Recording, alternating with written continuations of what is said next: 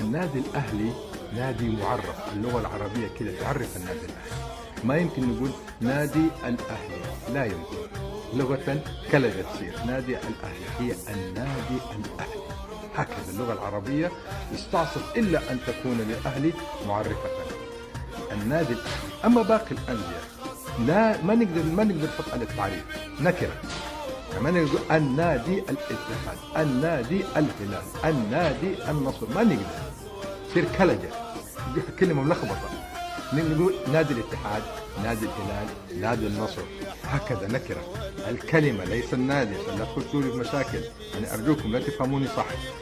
فالفكرة أن النادي الأهلي هكذا، اللغة العربية استعصت إلا أن تجعل النادي ناديا معرفا، النادي الأهلي.